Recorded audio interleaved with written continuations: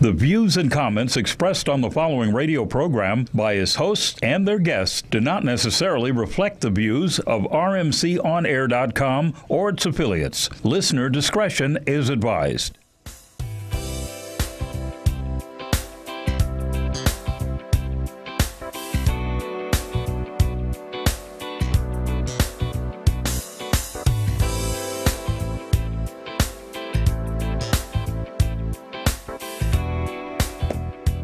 What's up? Happy holidays, everyone. The day after Christmas, I'm back. I wasn't here for a couple of weeks, just working, and I'm back. Smitty's, I'm not Smitty. PD's in the house with me. All right. Pierre Daniels, the historian. And it's basketball season, and we have a few things to say about what's going on in basketball. Let's start off. We were here earlier. And we're starting off with the high school stuff, particularly where I'm at. And, I'm doing the JV and the varsity. But the varsity, they're down in San Diego today. Then we had that tournament down in Redondo before that, which we opened up with Inglewood. Right. Now, what about the tournament you had in Sacramento? I think we split on that. I'm not exactly sure because I didn't go. I had to work. There's no way I could get out of that. Okay. But currently we're down in San Diego, the big tournament. So let me tell you what happened at the over at the Redondo Beach tournament. Okay. We're over there. We played Inglewood. These guys are geeked to beat us. And a few of them hair I cut at the shop. I cut them for free. We're all in the basketball community. That's how I look at it. Right. So I just go ahead and give them a cut, and no big deal. And so I did try to warn them, because I do know that we're probably a better talented team than they are. I said, look, you guys, whatever you do, don't say anything. Don't talk trash. Right. And so I thought it was going to be reverse psychology. They did not talk any trash. So the game was good. About midway through the fourth period, me and the defensive coach figured out that we need to just stop Gomez, their prolific guard. And he was having a great night. I see. He was killing us. Wow. You back up off him, he raised and pulled the three and hit it. Now let me ask you, was Inglewood ranked higher than Lawndale or rest, but you guys are ranked higher than Inglewood, right? Yeah, definitely. Okay, right, From the previous season, and then the big guys. But that night, they just wanted to win. We came up with a defensive strategy, and we put our best defender on Gomez. Now, the way that they do it is they'll come up, they'll let someone else bring it up, or they'll let Gomez bring it up, and as soon as pressure is applied, he lets it go. And they go to the sideline, and they act like they're going to let you trap him. But then he just steps to the side, and he gets it back in a comfortable position. So we had Q come up and, hey, look, don't let him touch it. All right? And because they'll relax you. Right. And when he couldn't get the ball back to him because Q was on him, they called timeout. Okay. So that happened like 2 or 3 times in a row, and we scored. At that point, I think we may have been like 6 points down, and the momentum was starting to swing. When we came out of the huddle, the coach said, Syracuse, which is a 2-3 zone. We didn't understand that. That was like the pinnacle. Man, at the pinnacle point of the game. It's his team. He does what he wants to do because it's his team. And in past times, we've had some coaches there which really kind of overshadowed him, and we're like, we're not going to do that this year. We're just not. He's our leader. We got to follow whatever he does. Okay. And so, sometimes he doesn't take the advice of his assistants the way we should in the heat of battle. Right. And that's key to be able to winning CIF this year. So he's a first-year head coach. He's a third-year head coach. Oh, third year, okay. We haven't been past, and I'm third year with him as well. Okay. We haven't been past the third round of the CIF for whatever reason. Usually it's partly personnel and partly coaching. The other team knows their personnel a little better, and they make some crucial moves at the right time, and we're not able to come back and do anything about that. So, but this is supposed to be your year, though. This is the year. Right. I believe this is the year. We, got the two big guys. One signed at San Diego State, and the other one is at USC. Right. So, these guys are ready to go. Chemezi, to go along with that tournament, the next 3 games, because I think we came out of there 2-2. I think 2-2. 2-2. That's right. Mm-hmm. He took over and we won the game. I see. But it was contingent upon someone pissing him off. Mm-hmm. And we can't get him to go that way until someone says something to him, even if it's the coaching staff. Right. He just doesn't seem to want to just play up at that level. Right. Well, I think he's probably going to need to. I mean, considering the fact that I think you guys playing in a pretty tough league. When the league play starts. Yeah, So we've been re-leagued, so they pretty much put us up with the bigger schools, and so we really have to get going now. Exactly. Right. Like I said, they're down in San Diego today. They played at 3:00 today. I don't know what happened. I haven't called anyone, and no one's called me yet. But that's the big one. That's the biggest tournament in the country right now, with all the top high school players there. Sure. And hopefully we'll do what we need to do to win down there, or come back with a good record. Now, my expertise comes usually toward the middle and the end of the game. Because I have sat down and announced so many games, I've seen all types of scenarios. I'm not trying to figure it out. I know exactly what to do. So this year in CIF, I'm not sitting idly by. I'm like, hey, look. Bum, do this, do it now. Right. I can see the next play, and so when I see it, I'm going to tell him, hey, we got to do this, we got to do that, make this adjustment, switch to defense, whatever it is that I see. Right. And then we should be able to we're looking to win the state. Well, now, if you don't mind me asking, why didn't you accept the head coaching position? Or were you even interested in it? Well, I knew nothing about it when it came about, and they approached me before he got it. They approached me. Actually, I was like, "Oh, really? You're gonna get that?" Like, yeah. So once he got it, he came back and said, "Hey, I got the job. I don't have a spot for you this year, but I'll have a spot for you next year." I said, okay, I'll be glad to, come in and help out in any way I can. And so we've taken some of the guys and we take them up to my brother's gym at Trade Tech and put them in a little class type situation and get them acclimated to that higher level of play. Right. And that's helped us tremendously as well. That's good. So we look forward to being able to do a great job this year with the type of talent that we have. We just don't have those big guys. We got a bunch of athletes, man. These guys, to our head coach's credit, he always goes and is able to find someone who comes in and does the conditioning. Okay. And these guys are great athletes for high schoolers. Right. Right. And we're looking forward to having that pay off for us in the latter part of the season into CIF tournament. Sure. So well, that's really when it counts the most. But it's all of that's leading up to it. I mean, you want to be playing your best basketball at the tail end of the season, right? Heading right into the tournament. You know?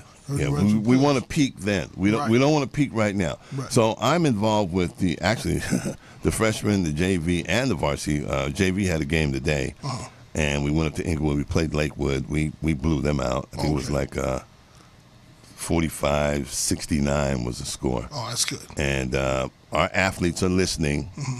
They're having a good time, and it's what basketball should be. Now, we have to translate that over into the varsity somehow. Right. And I guess we'll get there. Yeah. It's just a matter of time. At home, Lawndale is vicious. These guys go crazy. I see. Yeah, so, All right. Well, I look forward to seeing you guys play very soon. I'll certainly, I'll wait until league play starts, and then I'll certainly, make it to a couple of games. I know you play Culver City. You also play You also play Beverly Santa Hills. Monica. Yeah. Yeah, and so I'll probably go to one of the two of those games. Beverly Hills is going to be a great game. Jarvis over there, he does a tremendous job. Yeah. He's got them big-nosed Jew boys coming down like they brothers. I'm serious. He does. Every year he seems to do it. I was like, how does this guy do this stuff? Mm-hmm. But, they're not really physically, fit or anything like that. Yeah. But they can play. They can play. And he's got a big dude over there. I heard. Yeah, well, they had a tournament. As a matter of fact, my nephew, he plays at Palisades High School, and he's one of the starters on the team. And they played in the Beverly Hills tournament. I didn't get a chance to see him play during the tournament, but I heard Beverly Hills has a nice squad. Very nice. One of the guys that works there, he's the baseball coach, and I cut his hair, and he comes and gives me the 411 on what's going on over there. Right. And Jarvis, once again, is just making it happen. So we look forward to playing them. We look forward to playing Inglewood again. Right. Because Inglewood beat us. Sure. And, actually what happened, we beat them by a dub in the summer at USC. Okay. At the Galen Center. Uh-huh. And then, so they had it out for us. Payback. Because, they didn't win any more games up there after that. They won one game. So they were 1-3. I see. Okay? Okay. And so now, during the season, we will play them. That's going to be wherever. I think it's over there at their house across the street from my shop. Man, that's going to be packed. Well, are they in your league? If they are, then you play them. You play them twice. Yeah. Home and home, right? Yeah. We're in the Ocean League, and we came from the Pioneer League. Right. Now, the Ocean League, I'm pretty sure that Inglewood's in the Ocean League. Yeah, I am. I haven't looked at the schedule to see everything as of yet. But coming up this next week, actually, I'll have to look at it because, January's coming in. That's when all the league play starts. That's right. So we'll see exactly what's what. It's right around the corner. I'll definitely watch as many games as I can on the high school level, CIF and City, Our games are usually televised at Lawndale. Oh, that's great. Yeah, we usually get our home games televised. They like coming down there. Sure, that's great. And then, of course, I'm on the mic there as well. Oh, okay. Give the arena that little je ne sais quoi. That's right. Absolutely. So, hey, that's fantastic. Like I say, I'm looking forward to it. It's exciting high school basketball. Once again, I dropped down from the Pro-Am level. Right. To see if I could help out, with high school basketball with some of the knowledge that I have. And my idea was to be able to take sophomores and juniors, put them in one of the leagues that I coach in, and get them to play up to be able to obtain a scholarship at the end of their senior year, or at least get a good look to go to a school and have the basketball pay for their education. Oh, yeah. It's not about the pro stuff. You got to be lucky to get there. But, man, you have a very, very good chance if you're basic and you're fundamental and you can play a little higher than your peers. No doubt about it. And also, with that website, the Max Preps, MaxPreps.com, that does a world of good for a lot of exposure. Yes. For a lot of high school. I mean, of course, when I was playing, they didn't have that. That would have made a tremendous difference. You know what they're doing now? The Max Prep, and you have to be, and that's what you stated earlier, you have to be ranked. If you're not ranked, you're not anything. Well, hold on now. I mean, but it still gives you a lot of data about, like, for example, like schedules, like the roster, who they're playing against. I mean, the ranking, who's in the league, who's in the conference. I mean, so they give you a lot of other information that's valuable. Yeah, they do. Max Prep does. Right, and on top of that, you can put videos on there too. Right.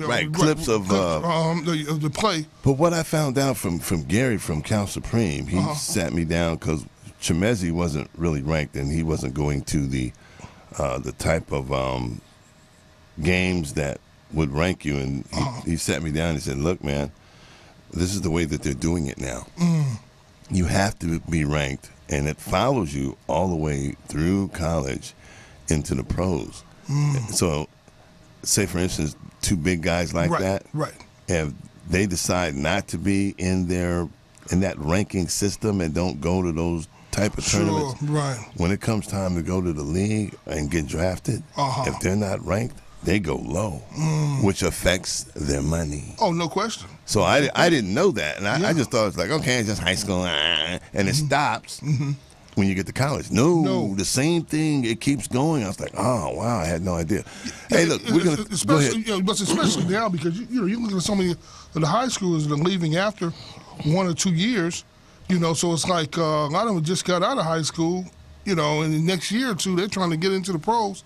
Not like they had a 3-4 year gap there. It's like 1 year, prior, they're trying to get into the pro ranks. Yeah. And a lot of that will follow them, on. That's true. Okay, we're going to take a break here quick. Also just wanted to say, hey, definitely shout out to Smitty. Hey, man, we certainly miss you. Oh, yeah, man, Smitty, Can't wait. DeJuan. Yeah, DeJuan, and of course, Sun Lady. Yeah, that's right. Definitely shout out to her. But Smitty! Smitty, man, we definitely need you in here as soon as possible, man. Definitely miss you. Yeah. We know Smitty has his own show now. So Smitty, he was sharp too. He came in with a tie, had his boy with him. They was all suited and booted, had the products out there and stuff. And if you got a chance to listen to the show, man, it's very informative. Yeah, about hair products, very informative. I didn't even know much about it, but I know a lot more about it now. Yeah, I'm glad that he's in there and everything worked out for him. Absolutely. And he'll be back next week with the regular show that he started with. Thank you very much. He's with the crew, baby. That's what? Right. Definitely look forward to it. Okay, hey, look, we're going to take a break real quick. We'll be right back. Just Sports. What's your style? Curly? Straight? Wavy? Or maybe you like it natural? Introducing Secret Styling Hair Care Products by Smith Products Company, LLC. A complete line of hair moisturizers, shampoos, conditioners, and an assortment of other hair styling aids formulated for today's fashion-conscious consumer. Enhance your style. Get the secret.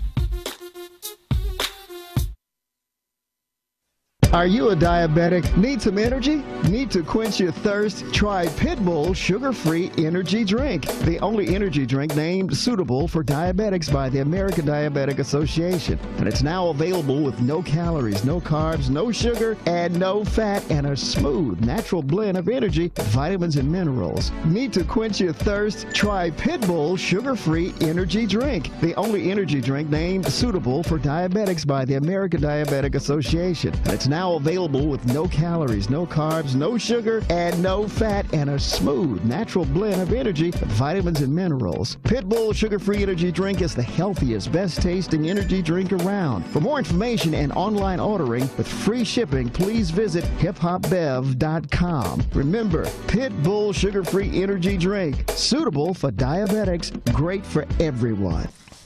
What's up, Just Sports with Sonny Wells? I didn't put my headphones on. But now we're going to play some clips from back in the beginning of the NBA season in which I spoke about Mr. Byron Scott. Y'all excuse me here. I'm nibbling a little bit here. Do you have that? Do I need to give you that information again, sir? You sure? Okay. And our boy over here, Mr. Pierre Daniels, the historian, said, I didn't know what I was talking about. No, I didn't say that. Definitely didn't say that. Well, did not say that. Okay, maybe you didn't say that. But you did say that you didn't think that the Lakers was going to do anything. I said that. I said that. Yeah, he said that part. Matter of fact, go ahead and play that. Let's hear what he said. Let's see what he said right now. Yeah, let's go ahead and play that. I want to hear this. He's going to come in. And once again, I got to say it, he's going to be able to give these guys their roles. Kobe's not going to be able to play all of those minutes. He's not going to have to play all those minutes. Yeah. The guys on the bench are going to be able to come in and take up the minutes, and everyone's going to know their role. And most importantly, Laker pride.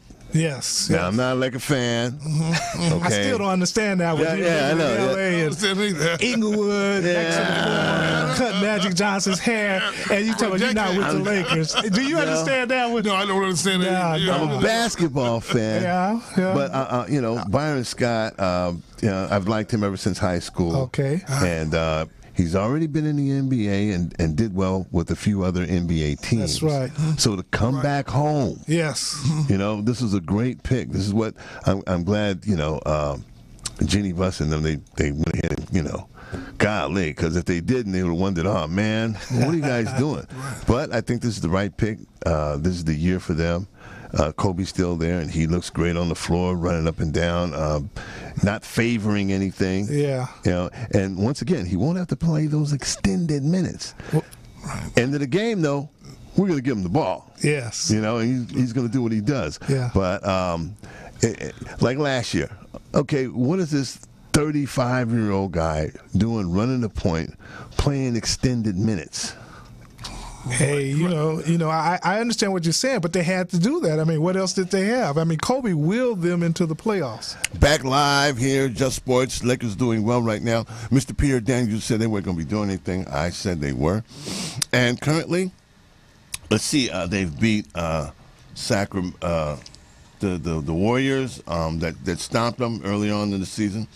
They just beat the number one team in the NBA currently. They just beat them.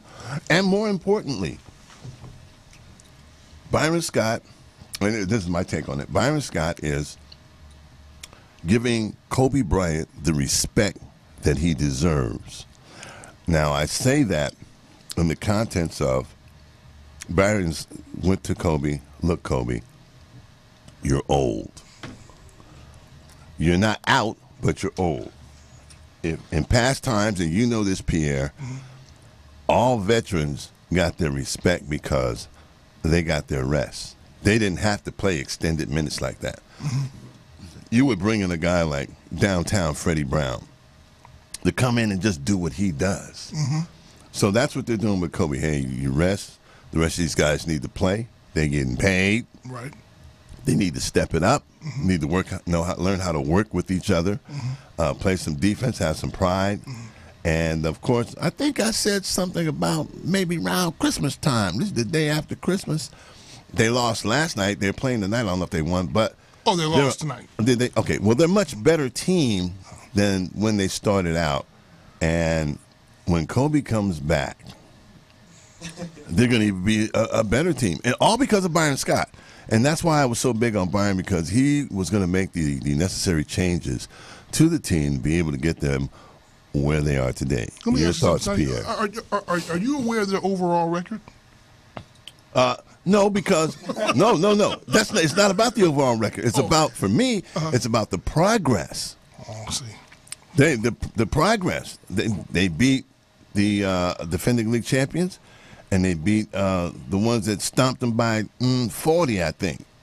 So, in a relatively short period of time. Right. That's all they need to do. Are you aware that they're like in last place in the Pacific Division? Are you aware of that? Yeah, that's okay, though. Okay. That's okay. First-year coach, not having him through the summer or any of that, no real preparation, and to be where they are now, and still getting better. Okay. Of course, the other teams are going to be better than them because they haven't had any time to really prepare. So if you look at them getting better, you're looking at them getting better within the last 3 games. The last 3 games, it seemed like someone was missing during that time. I'm trying to remember what the person's name is. There you go. You don't remember. You're the historian. You don't remember. It's Kobe. Kobe. Oh, I see. Okay, right. You mean the same player that I said time and time again is addition by subtraction, meaning that they play much better without the man than with him in there. Well, yeah, they have to because I see. Okay, he's not there. He doesn't. He demands the ball a lot. But then again, he was playing better in terms of not being so greedy. He was. Did you watch Wait. What was his? What are his assist stats like? Oh, you don't want to know what his stats are like. I mean, I'm sure. I know he has some bad shooting. No, I'm talking about the assists. Oh, his assists. Oh, they were probably low too. I mean, I'm sure he's probably averaging less than 5 assists a game. Thereabouts. I mean, as much as he dominates the ball. 4.9. Right, less than 5 assists a game. 4.9, real close there, man. Missing. I mean, he's shooting a career low in the mid-30s. His field goal percentage. Kobe Bryant's been atrocious, and it was getting even worse. It got so bad where they had to go ahead and decided to not only bench him for a game, they decided to keep him out of not one, not two, but 3 consecutive games. When you had him last night on Christmas night, everyone around the country, if not the world, was trying to watch to see how Kobe Bryant was going to perform on Christmas night in Chicago, especially considering he took over the third, number 3 ranking in his all-time scoring list. Right. And Jordan was probably there. If he wasn't there, I'm sure he was watching. Everyone's watching to see how Kobe was going to respond to actually getting an NDP, coach's decision to not play, to see how he was going to respond the next night, and then to find out, that he wasn't even going to play again. Now to find out, of course, he didn't even play tonight. That's 3 games in a row. How do you think he's going to respond after coming out of that? It's going to take him time to warm up. It's going to take him time to get his shot back. Then all of a sudden he's going to go into Kobe being Kobe, going 8 for 40. I don't think so. I don't think 8 for 40. Damn, man. 8 for 40. Golly. You're killing my boy. You're killing him. No, I don't think that's going to happen. I believe that he's been able to sit down, heal up. I'm pretty sure he's playing in practice. It's not like he's out of it, just not doing anything. Well, for what I've heard, half the time he's not even practicing. And when he is in there, he's yelling and screaming and cursing everyone out, and from Mitch Kupchak to on down. Well, remember now, he had to cuss him out. Did he? Oh, he had to. Who does he think he is? That's what I'm trying to say. Man, Kobe, look, you have no right to talk about another human being. Look, there's any number of ways. Come on, Pierre. That guy's got a work ethic that's incredible. I'll give you that, but there's any and number those of guys ways, weren't measuring up to that. But there's any number of ways. He need to cuss everybody and Mitch Kupchak for not getting the people around him that he needed. Well, that's why he ailing like this, because he's trying to do everything himself. Oh, no. He ain't had no help. The case. Well, even with the help, he's still shooting. He has the dubious distinction of missing more shots than anyone in NBA history. Okay, well, he was trying too hard, okay? NBA history. And so this is where Byron Scott comes in. Okay, look, you know what? You just step back for a minute. Yes, sir. And you take a look at what's going on. Mm-hmm. And then he can come in after he reassesses what's going on and be able to figure out what his role can be. Because right now, in his head, his role is, I'm the man. And he's really not the man. Thank you. And on top of that, there's any number of ways to motivate your teammates, any number of ways to motivate players, any number of ways to get them to play to a much higher level than try to demean them, try to put them down. He's just a big bully, man. You know what I'm saying? I mean, he's a bully. He is. Look at him. Look at how he's responded his entire career. I mean, he gets players kicked off the team. He gets coaches fired. I mean, everyone's scared to talk about him, this, that, and the other. If you're on the Laker payroll, you say anything negative about Kobe Bryant, next thing you know, you're going to be on a milk carton somewhere. Jimmy Buss said it. Jimmy Buss said anyone says anything negative about Kobe Bryant, once we find out who that is, we will get rid of, call anybody who's not a Kobe Bryant supporter a loser. The real loser is Kobe Bryant and the Lakers.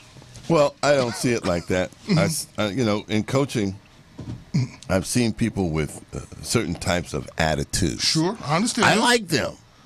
Depends on who it is. Depends on how they come. I like those people with those attitudes are the ones who come in. They're trying to work the hardest. They're trying to do the most. They can do that. All you have to do is channel that. And when you can channel it, you have an excellent player. But those people who don't have that, Well, I have nothing against that. Is how you go about. It's how you go about responding to. It's how you go about responding to your teammates, responding to your organization, responding to the people who are there to support you. If he's trying to get the maximum and the best out of the players around him, I definitely don't think that's the way to go about it. Well, he's 19 years in, Sonny. It's not like he's. My point is, being 19 years in, he's probably more old school than these players that we have today. Just like we were talking on. What about his leadership qualities, though? They don't fit for today's players because he's had 19 years in. It doesn't fit. A person like Byron Scott, who came out of playing and went into coaching and watched the change, he's able to better tell those guys or speak to those guys in a certain type of way. Because these ball players nowadays, you got to talk to them in a certain kind of way to be able to get them to respond. You just can't just like, get up off your ass and get over there. They shut down. He's talking about me. Well, that's different. That's different. They do. They half of them. half of them have the punkish type attitude. But he was doing it in a demeaning way. I mean, putting these players down, as opposed to saying, you know, as opposed to trying to help them out, trying to be in an uplifting way. He could have still been.